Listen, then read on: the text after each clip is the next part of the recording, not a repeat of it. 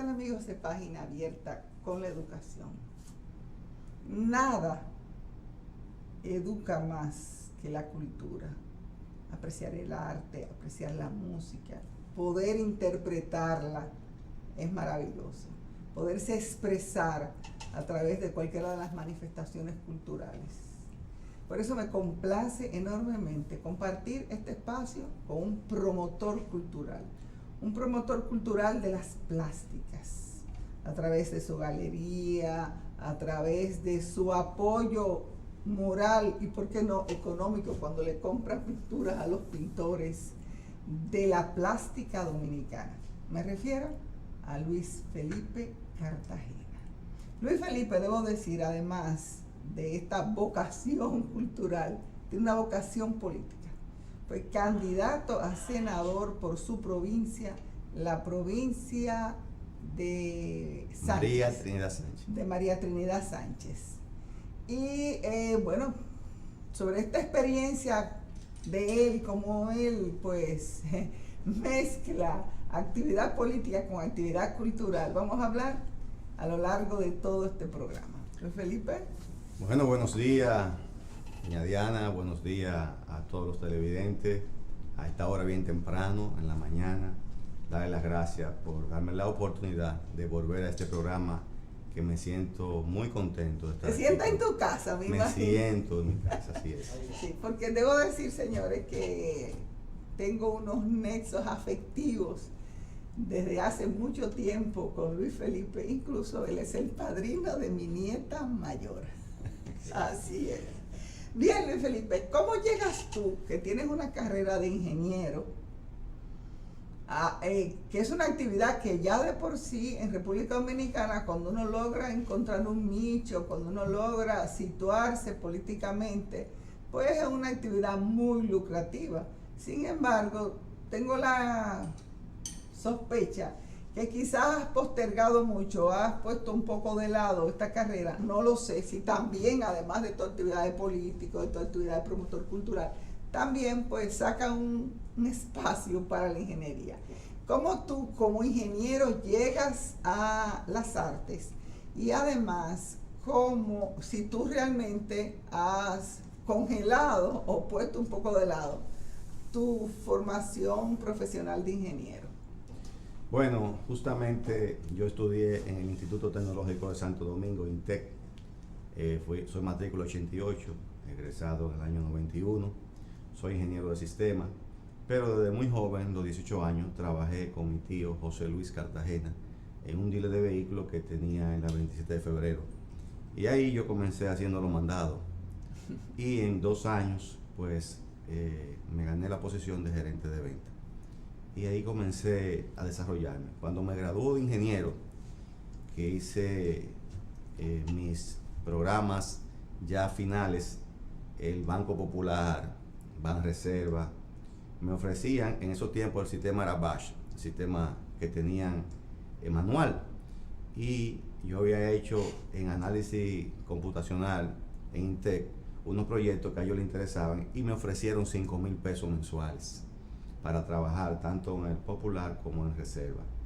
Ahí en Reserva tenía un amigo trabajando, José David Yulden, compañero de estudio, que también a través de él nosotros presentamos un proyecto. Y a mí no me interesó porque ya yo en esos tiempos me ganaba 15,000 y 20,000 pesos mensuales y no compensaba lo que yo devengaba con lo que iba a devengar. Entonces, en ese proceso de la compra y venta de vehículos, al dealer iban muchos artistas a vender sus obras. A mí nunca me interesaba. Yo recuerdo que en una oportunidad, ya después de yo haber rechazado a muchos artistas que no me interesaban las artes plásticas, me dijo uno: mira, yo necesito que tú me hagas una ayuda porque tengo un problema familiar y necesito venderte unos cuadros. Y realmente la sensibilidad humana ahí me tocó. Y yo le pregunté: ¿y qué es lo que tú necesitas? Me dijo: yo necesito 10,000 pesos. Y yo te voy a dar 7 cuadros en ese tiempo. Año 90, 91, yo bien jovencito. Y yo le dije, ahí mismo tenía dinero. Le dije: mira, yo te voy a dar los 10,000 pesos, pero por favor nunca más en tu vida me venda una obra de arte, porque a mí no me gusta. Pero cogiste las 7 obras, me imagino. Sí, claro, Y él así él me dio mis 7 obras y valga la promoción y me disculpa, doña Diana, yo fui ahí cerquita que estaba Arte Español y enmarqué esas 7 obras, me cobraron en esos tiempos con la moldura más sencilla, 4,000 y pico de pesos. Con Don Miguel y Doña Sandra en Arte Español.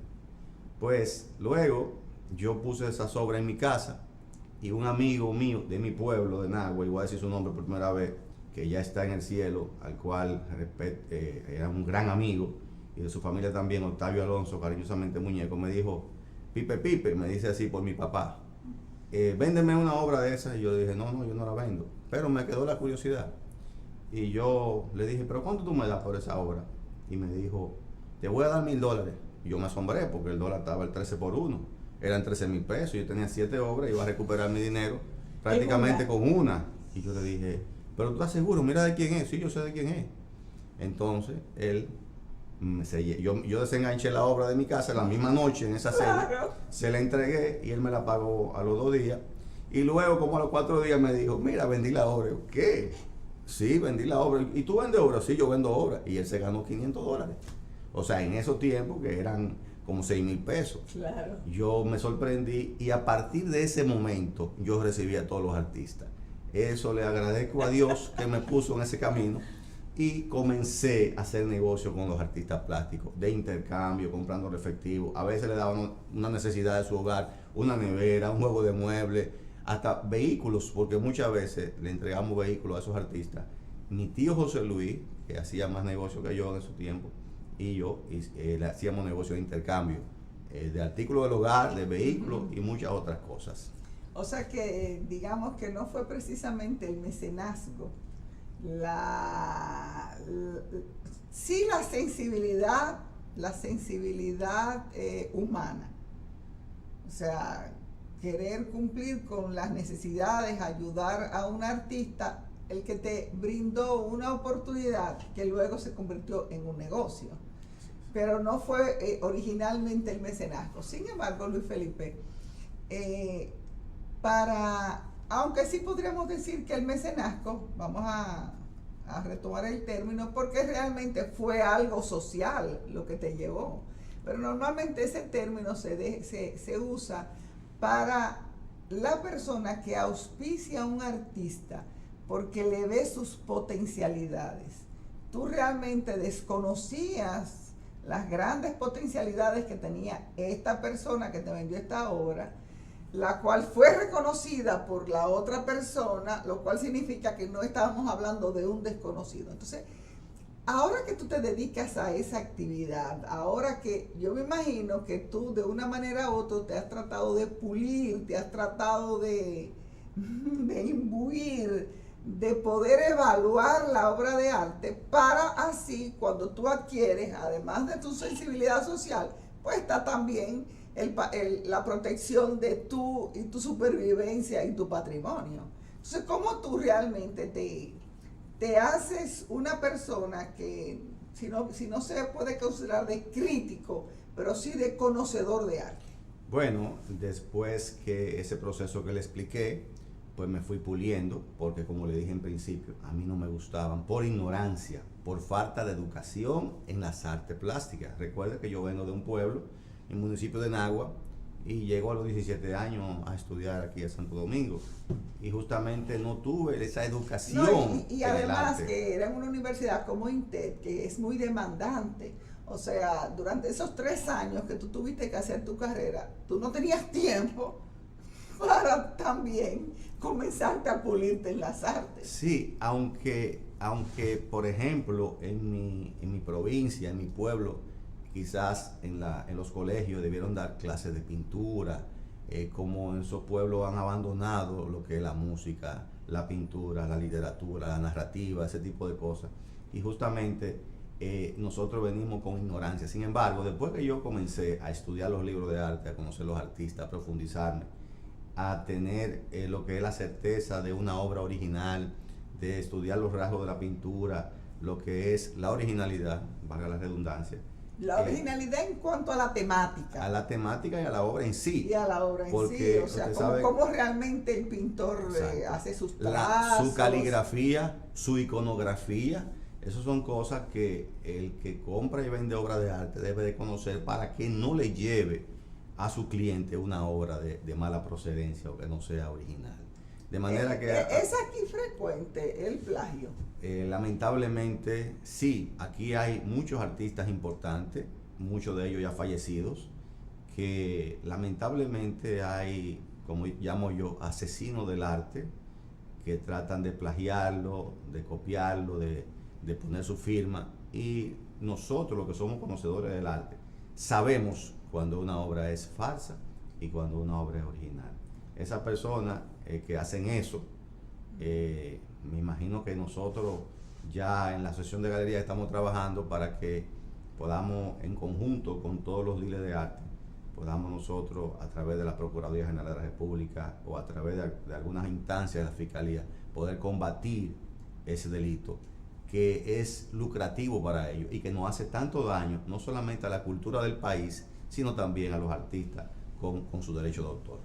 Y además incluso a la actividad turística, porque algunos de los turistas que vienen, pues como es frecuente en muchos países, pues podrían tratar de adquirir una obra, y si son pues timados, pues se sentirían que República Dominicana no es un buen destino ni para volver ni para invertir en arte. Eso es así. Inclusive le voy a poner ejemplo. Yo tengo una página web, una de las páginas más importantes que tenemos en el país, www.galeriadeartechanel.com, y a través de esa página me contactan muchas personas de internacionalmente y nacionalmente, y he tenido que escuchar con mucha tristeza cómo esos extranjeros que usted menciona, por ejemplo en la zona de Bávaro, Puerto Plata, lo han timado, lo han engañado porque le venden obras pensando que son de un artista, enseñándole los libros, y lamentablemente cuando se van a su país no tienen nada. Por eso es importante que esos turistas, aunque muchos de ellos no nos podrán escuchar ahora mismo porque no tienen la frecuencia, ¿verdad?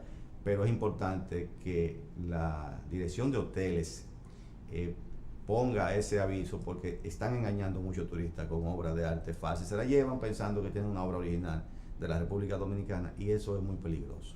Y independientemente de que un crítico, de que una persona que conozca a ese artista pueda ver los trazos, como tú dices, la iconografía, la originalidad, en fin, pueda identificar esa obra es de alguien. La mayoría de las obras de las grandes artistas no están codificadas, no están numeradas. No existe un catálogo,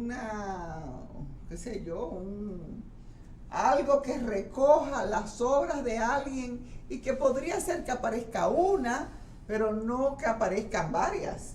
Bueno, en el caso de algunos artistas sí, pero recuérdese que nosotros tenemos artistas de principio de siglo pasado, y en esas diferentes décadas no tenían ese control. Sin embargo, yo le puedo mencionar algunos nombres de artistas dominicanos que tienen ese registro, ese código. Que han ido registrando. Y le toman fotografía además a sus obras. Y luego la publican, aunque la vendan, la publican en libros. Como es el caso de Amaya Salazar, que tiene sus libros y todas sus obras son fotografiadas y tiene una numeración.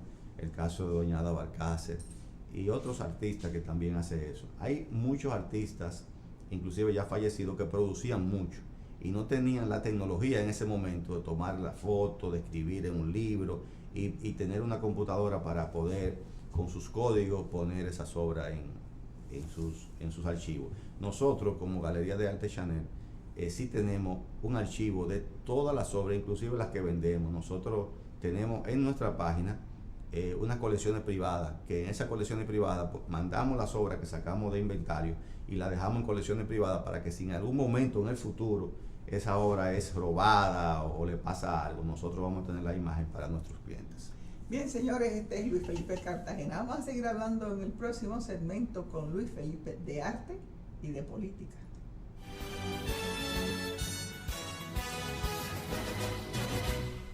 Bien. Bien, Luis Felipe. Y en el caso tuyo, o sea,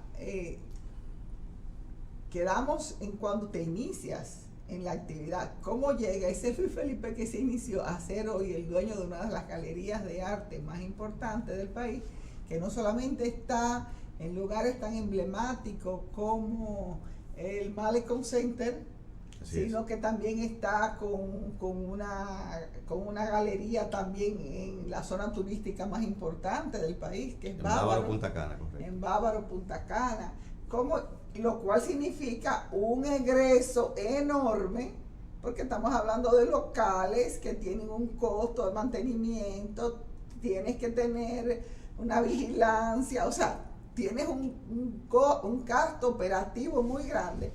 Y yo te pregunto también, y en eso quiero que abordemos un poco del turismo, ¿cómo tú puedes ahora, en el marco de esta crisis del turismo y de esta crisis económica en general, que la gente pues ha reducido enormemente sus egresos, sus gastos, cómo tú te has podido mantener? Primero, ¿cómo llegaste? Y luego, ¿cómo te has podido mantener en el marco de esta crisis? Una pregunta un poco larga. Doña Diana, que el éxito en cualquier actividad lo hace la constancia en el trabajo. Ser constante, no importa si hay tiempo bueno o si hay tiempo malo. Hay que ser constante y hay que trabajar en esa dirección. Sin embargo, usted tiene que tener también una visión y tiene que tener también saber ya a lo que usted está. Por ejemplo, como mencioné anteriormente, Galería de Arte Chanel, no entra una obra a su galería si no es chequeada su procedencia y chequeada que sea una obra original, para que quien adquiera una obra en nuestra galería pues tenga la garantía y la certificación de que está comprando una obra auténtica. Pero además, lo que es la galería de Bávaro Punta Cana, igual que la galería de Nagua, María Trinidad Sánchez, la cual trabajamos por cita. En Nagua la instalamos en el año 2004 y en Bávaro Punta Cana en el 9 de febrero del 2011. Y ahí trabajamos por cita, tanto en Bávaro como en Nagua. Pero yo hice eso como un aporte cultural a la zona este para que tengan una galería de autores importantes de la República Dominicana, porque es importante mencionar que nosotros nos especializamos en arte dominicano. Y en el municipio de Nagua, que trabajamos por cita, como dije, como un aporte cultural a mi provincia, a mi pueblo, instalamos la primera galería de arte en ese momento del municipio de Nagua en la provincia de María Trinidad Sánchez. Y aquí en Malecón Center, que inauguramos en el 2005 esa galería, que además en el 2006 hicimos un concurso de murales, lo más grande que ha existido en la República Dominicana, y ahí se derivó muchos murales que hicieron algunos políticos, el ex vicepresidente de la República y otro político, en lo que son los murales. Y me siento muy contento de que nosotros podamos desarrollar y apoyar a los artistas en esa dirección. Y realmente... O sea, déjame cortarte ahí, que esa expresión tan importante que hay hoy, hasta en la ciudad de Santo Domingo, en paredes muy grandes, paredes muy emblemáticas, paredes de una gran circulación, pero además en provincias como Hermanas Mirabal, sí. Hermanas Mirabal, o sea, y no solamente yo que me encanta el arte muralista, debo decirlo, inclusive en ciudades como Toronto, en ciudades que están todas llenas, todas las paredes, Bruselas también, en Bruselas hay mucho, inclusive de temáticas, de temas nacionales, como por ejemplo sería el autor de una tira cómica que se llama Tintín. Entonces, para los de la cultura francesa es una tira cómica muy emblemática, y en cualquier punto de Bruselas en que tú te muevas, tú te vas a encontrar una imagen, ¿no?, de esta tira cómica, que realmente es emblemático de lo que es ser Bélgica. Entonces, a mí los pueblos dominicanos, como Hermanas Mirabal, pero hay otros también, que ahora no me vienen a la memoria, que están llenas de murales. ¿Tú te sientes un poco como el impulsor de esa actividad? No realmente, porque esto ha existido. Lo que pasa es que en ese momento me llamaba la atención porque yo veía que al tema de los murales no se le ponía atención, no se producía, y conjuntamente con lo que fueron los jurados, el maestro Guillo Pérez, Abil Peralta Agüero, Rolando Leclerc, Virginia Goris, y los que ayudaron a la inversión, que fue el señor Jesús Rodríguez Sandoval, Miguel Pimentel, en ese momento también Guagua Berry y Ludisa Caremán, apoyaron para que nosotros podamos entregarle a 38 artistas, 37 nacionales y una invitada internacional, los fondos por lo menos para comprar la tela y la pintura para que ellos pudieran trabajar y puedan participar en ese premio, la cual resultó ganadora Rosalba Hernández, con una obra, una perspectiva de la ciudad en blanco y negro. Realmente ¿Y dónde se puso ese mural? Eso se puso en las paredes de los locales de Malecon Center. 38 murales, oiga los formatos, 102 por 306. Inclusive nosotros en ese momento... Todos estaban todos copados. Sí, todos copados y hicimos un catálogo, participamos también, informamos a Record Guinness, no vinieron para que observaran eso porque entendíamos que era una de las exposiciones más grandes en esos formatos que se dividía en 3 paneles. Pero realmente yo me siento muy orgulloso de que en ese año pudimos hacer eso, porque además personalidades críticos de arte como Abil Peralta Agüero me llamó felicitándome por esa iniciativa de impulsar los murales. Recuerden que aquí vinieron artistas españoles como el caso de Bela Zanetti, que era muralista, y en el Congreso Nacional y en otras instituciones, en la Secretaría de Trabajo, en la UAS, tienen murales. Pero sobre todo, yo tengo que decir, y ahí le voy a hacer una promoción, a la iglesia de San Cristóbal. Exacto. Señores, el que va a San Cristóbal y no entra a su iglesia y no se deleita mirando sus paredes, realmente se está perdiendo de una obra de arte preciosa.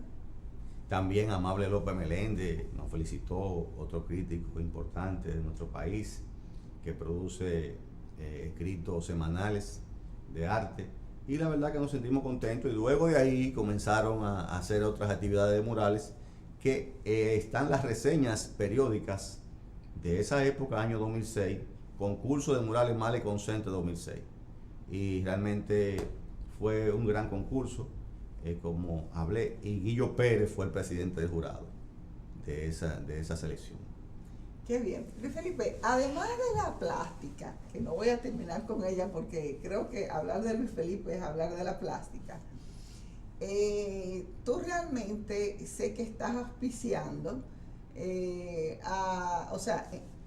no te has desprendido, vives en Santo Domingo, tienes tu mayor negocio en Santo Domingo, pero como tú muy bien dices, tienes una galería en Nagua, lo cual no creo que en todos los pueblos haya una galería a la cual tú asistes por cita para valorar las obras que te van a llegar para a los clientes, pero está allí, que sería una especie de exposición, sería una especie de museo pintórico, o sea, de una pinacoteca, es una palabra, que permita que la gente vaya, pues se deleite, aprenda, porque realmente la apreciación, ya que no se da en la escuela, desgraciadamente, la gente va a tener que aprenderlo por sí mismo, y para aprenderlo por sí mismo tiene que estar expuesto a ello, tiene que conocerlo, porque nadie ama lo que no conoce.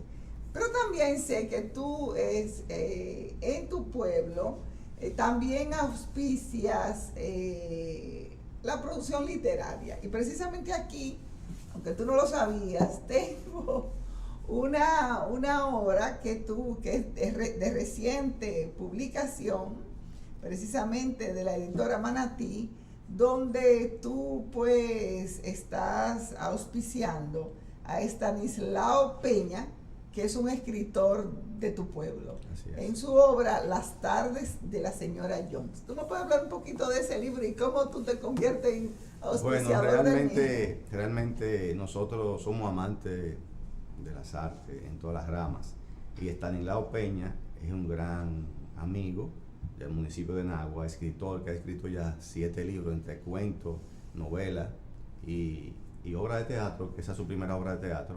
Pues me llamó y yo le dije que con muchísimo gusto, a través de la Fundación Dr. Luis Felipe Cartagena Pérez, quien era mi abuelo, que estamos ya dándole los toques finales.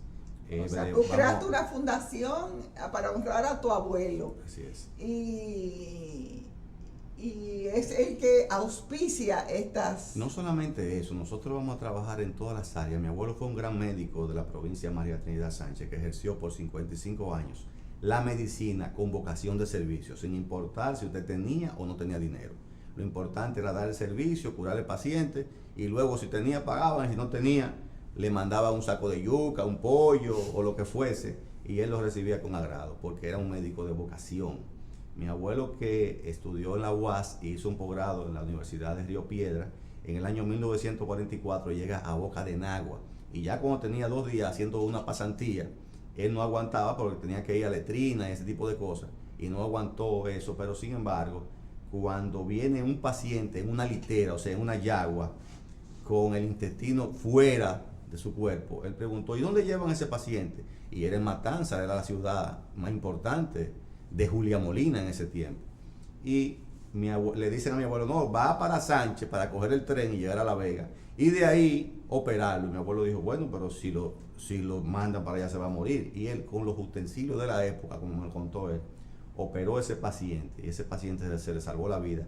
Y él vivió más que mi abuelo, porque mi abuelo murió en el 2001 y él murió posterior a la muerte de mi abuelo. Lo que eso marcó la necesidad de un médico en esa provincia, María Trinidad Sánchez, y él, como tuvo la vocación de servicio, yo quiero honrar a mi abuelo a través de esa fundación y ser igual que él, tratar de ayudar a todos los necesitados a través de la fundación, y en la parte médica, en la parte de medicina y eso, poder colaborar lo más que podamos. Ok, vamos a hablar primero de tu colaboración literaria. ¿Quién es Estanislao Peña y cómo llega a ti? Como dije, es un gran amigo, y él me llamó para este libro porque lamentablemente, aunque en la puerta de circulación me di cuenta quién era la encargada cultural nueva, porque en la cultura en los años anteriores en mi provincia no se apoyó. Hicimos un acto donde me di cuenta quién era la encargada cultural, y lamentablemente no se apoya ni siquiera para este tipo de cosas. El Ministerio de Cultura, que yo entiendo que está haciendo una buena gestión, tiene que aportar a las provincias donde hayan esos talentos, a que estas cosas se hagan, que no tenga que ser una persona que a veces tiene que buscar los dinero para hacer eso, cuando el Estado debiera proporcionar los recursos para hacer este tipo de obras, porque, como digo yo, lo que son escritores, poetas, son embajadores de la cultura, y hay que apoyarlo. Y si no se apoya las direcciones provinciales del Ministerio de Cultura, pues lamentablemente no van a poder hacer una buena gestión. Y yo sé que en este gobierno se va a hacer una buena gestión en esa dirección. ¿Cómo se está haciendo realmente? Bien, señores, vamos a ir a un tercer y último segmento. Luis Felipe ahí me va a contar, porque la fundación que él está auspiciando lleva el nombre de un médico, y lo ha dejado entrever que también da un cierto apoyo a los problemas de salud. Pero eso él me lo va a explicar en el tercer y último segmento de Página Abierta con la Educación, hablando con Luis Felipe Cartagena, que es promotor cultural y un político.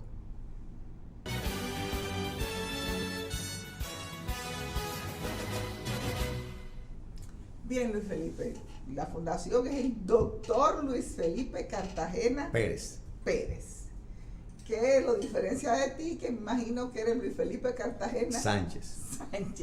Muy bien. Entonces dime, Luis Felipe, si tienes el nombre de tu abuelo, que es un médico, y que además lo que te llevó y te inspiró realmente a crearla es ver lo pertinente que es que se den los servicios de calidad de medicina en los pueblos, porque fue precisamente eso lo que le salvó la vida a esta señora, que tal y como tú dices, vivió como 50 y pico de años, Luis Felipe, después de este incidente en que se vio envuelto, que tenía los intestinos fuera.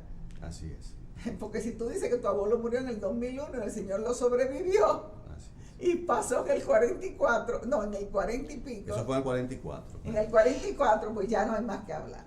Estamos hablando de que vivió más de 57 años el señor. Así es. Entonces, ¿cómo tú estás apoyando algo tan costoso como es los servicios de salud? Si es a través de hacer llegar o sea, de servir de vocero, porque realmente materialmente no es muy factible apoyar. Bueno, yo tengo muchos amigos médicos que tienen vocación de servicio, inclusive médicos de mi pueblo, que cada vez que yo le hago un requerimiento, me ayudan a que ingresemos a esos pacientes de mi provincia a algunos puntos de los hospitales del país, y de esa manera podemos nosotros colaborar. Pero a mí esas cosas no me gusta ni siquiera decirlas.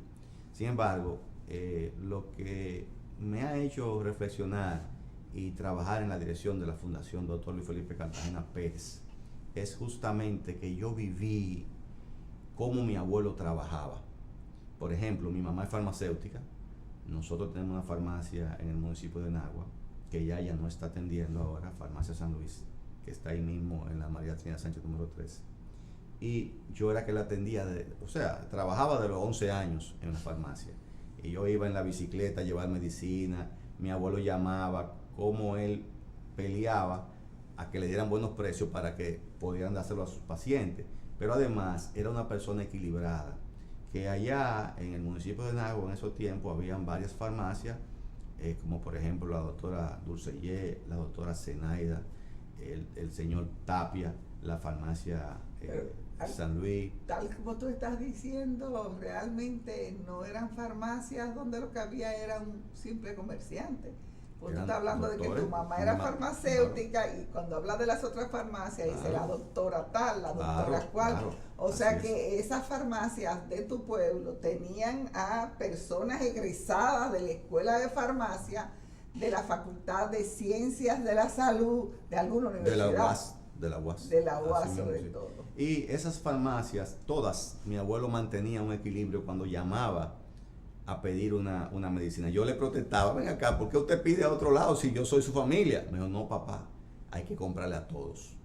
Hay que comprarle a todos porque debe de haber un equilibrio. La verdad que eso me marcó mucho porque él buscaba el equilibrio diario para la producción de esas farmacias y que pudieran vender su producto. Y la verdad que me siento muy orgulloso de esas acciones. Que él, además de asegurarle un cierto flujo de venta a las farmacias de la competencia familiar, también pues, como hacía esa actividad, podía solicitarles que rebajaran los precios y que le saliera a su cliente un poco más barato. Sí, así mismo. Y además, mi tía Dálida Cartagena es tecnóloga médica y trabajaba en la clínica. Y en muchas oportunidades,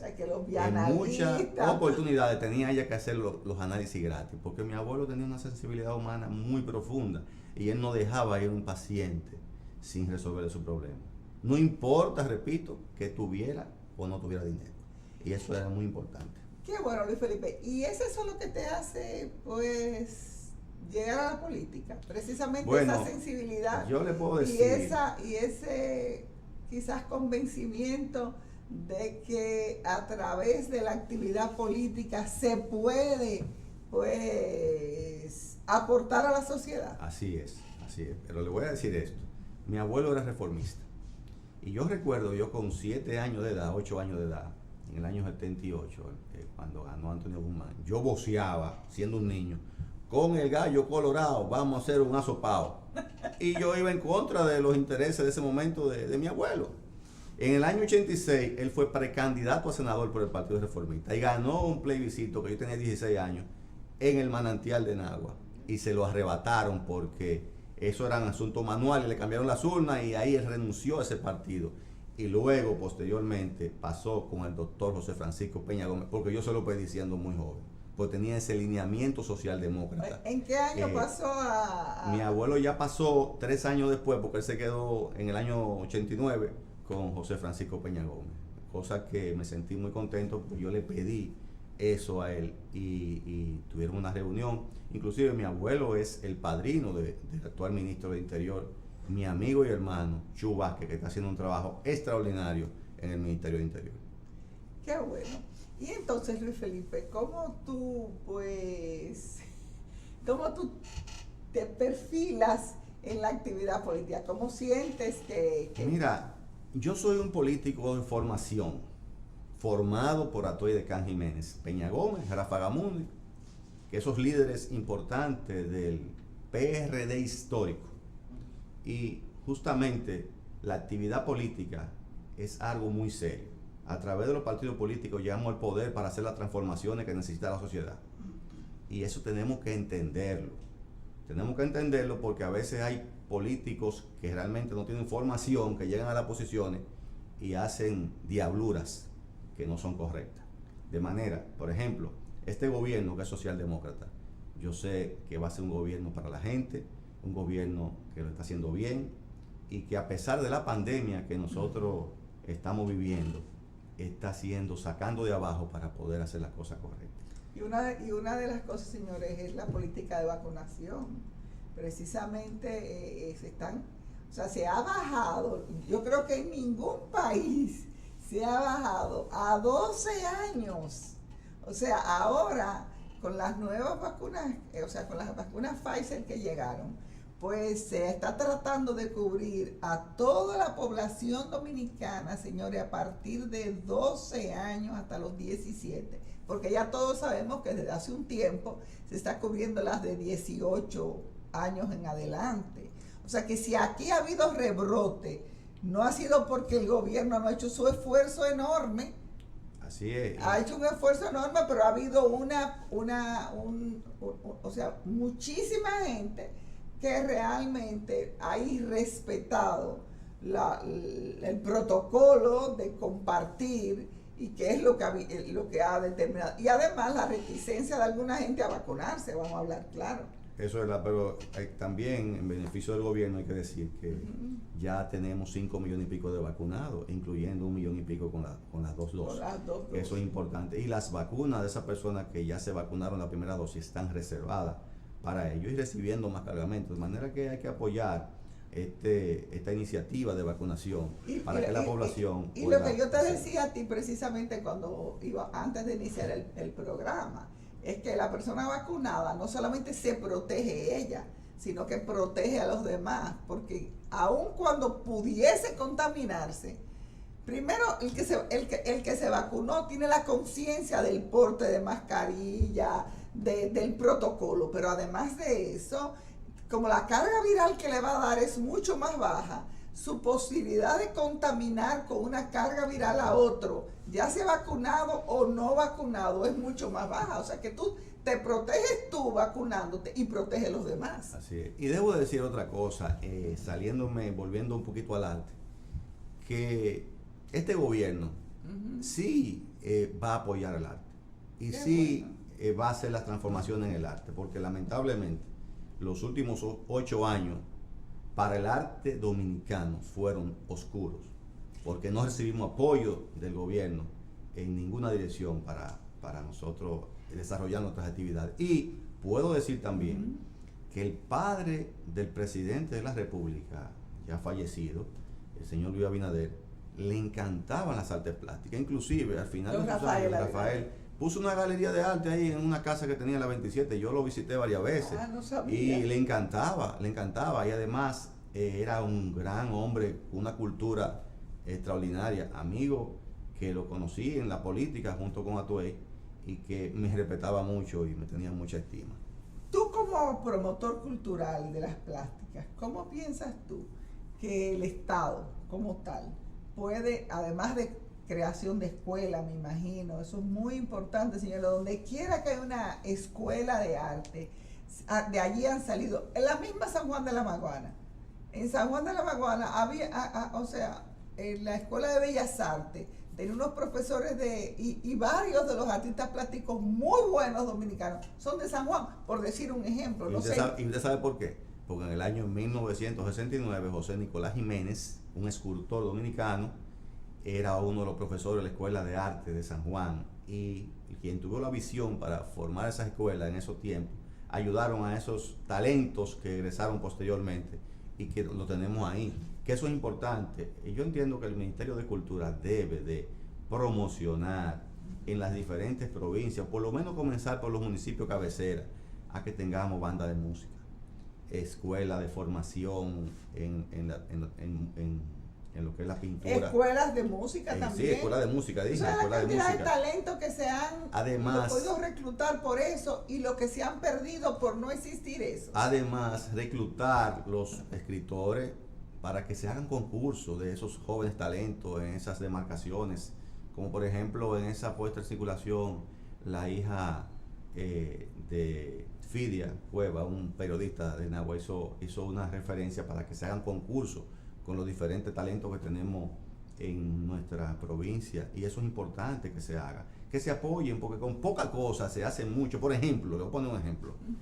En el año 1944, sí, un poeta de Matanza, que era la ciudad, Plinio Quiñones Florimón, de Matanza, la ciudad que fue... Sí, que se llevó el maremoto y que solamente se quedó la iglesia. Perfecto. Plinio Quiñones Florimón fue un poeta autodidacta que comenzó a escribir desde los 14 años y falleció muy joven, a los 28 años. Y ahí está su impronta.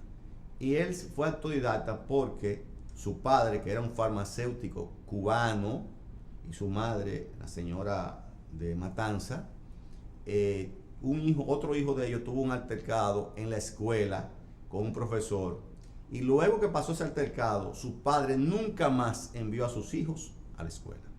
Wow. Y él se hizo autodidacta, y en esa época se recitaban, se declamaban las poesías de Plinio Quiñones Florimón. Y déjeme decirle que la mayoría de las personas, de esas señoras y señores de esa época, se las sabían de memoria. Yo se lo digo porque mi abuela declamaba una que se llama Camino Malevo. Y realmente... y hasta te la enseñó a ti posiblemente. No, yo la puedo leer, pero comienza así: Camino Malevo, camino rebaladizo, que se pertea cabezudo como muchacho travieso. Y ahí continúa, interesantísima. O sea, es muy linda. Al final termina diciendo: charco, hoyos viejos, lo pones en mi sendero. Y no se va a detener. O sea, quiere decir que esa poesía que tiene un mensaje positivo, que a pesar de los tropiezos, a pesar de lo que venga en el camino, él va a llegar a ese sitio. De eso que habla esa poesía, muy linda. Y eso me motiva a que nosotros, los que tengamos el interés de desarrollar ese tipo de arte también, podamos darlo a conocer a las nuevas generaciones. Qué bueno. Luis Felipe, yo pienso que tú has dado, pues, para los políticos una... ¿Y tú? ¿Cómo te vislumbras tú ya, unos minutos ya? ¿Cómo te vislumbras tú en la política futura? Bueno, yo he sido 4 veces candidato por el Partido Revolucionario Socialdemócrata, el Partido del Toro Negro, el partido que fundó Atuey de Can para salvar los principios primogénitos del PRD en ese momento. Y tengo formación política. Y yo voy a seguir aspirando en mi provincia, porque entiendo que a través de los partidos políticos, a través de llegar a una posición, podemos hacer las transformaciones que muchos otros no tienen la visión para lograr lo que hay que hacer, para que haya un equilibrio en todas las ramas y se desarrolle en nuestra provincia principalmente y el país. Y yo tengo mis aspiraciones, sigo aspirando y voy a trabajar por los mejores intereses de mi país y especialmente de mi provincia, María Trinidad Sánchez. Bueno, señores, este es Luis Felipe Cartagena. Luis Felipe, como ustedes pueden ver, es un promotor cultural a carta cabal. Se hizo él mismo, se hizo profesional de esta actividad a través de la práctica, pero además es un político que mantiene su interés en sanear la política, en mostrar que porque tú incursionas en la política no estás maleado y está dispuesto a hacer lo mejor por su provincia. Gracias, Luis Felipe, y a usted gracias por su sintonía en este programa Página Abierta con la Educación.